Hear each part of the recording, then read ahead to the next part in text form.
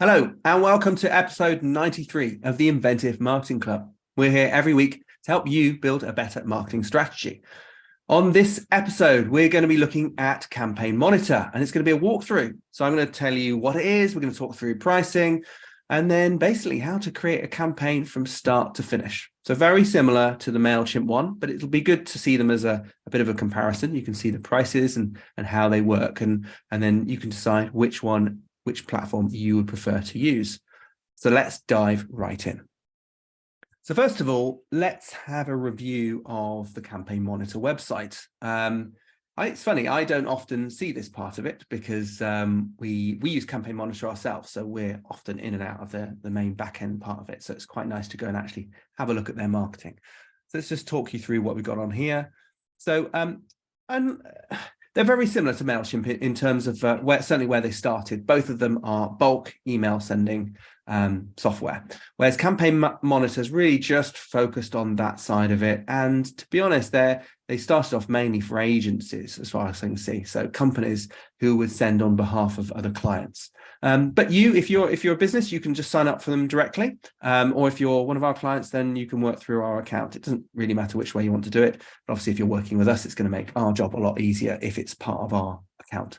I'm going to when I do the walkthrough, I'm going to show you how it looks in our account, but it's pretty much the same if you were to sign up.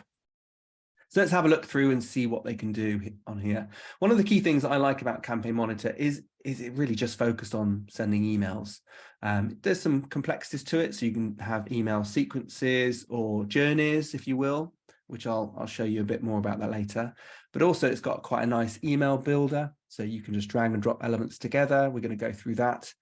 Or you can put your own templates in. So if you're into HTML, and why wouldn't you be? If you can go back and have a look at my previous webinar on HTML hacking, then you can create your own custom template as well, which you can use for some cool things. So I like the template side of it and the focus on email.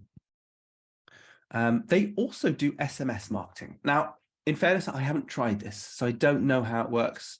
But actually, it seems like the sort of tool that if you have a list of people and you know how they respond to your emails, SMS makes a nice complement to that in certain circumstances if used judiciously. You don't want to be bugging people.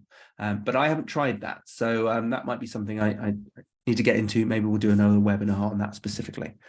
Like other mail programs, you can segment your audience up, which allows you to take your big list and segment it down based on location, or maybe if they're a member, or the level of membership, which I'll show you an example of that, how that might work.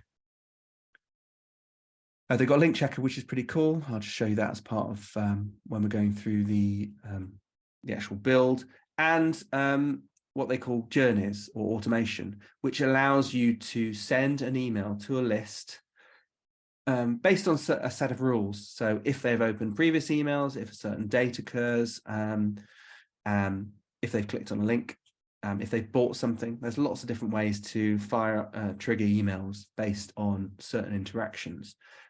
We use it in a number of different ways. We've got one with a client where when they sign up to the list, then they get a sequence of 3 emails. And the emails are basically a way of warming people up so that when the client gets around speaking to them, they know they've had these emails. They know they've had a certain amount of information being sent to them. So they can be used in a number of different ways.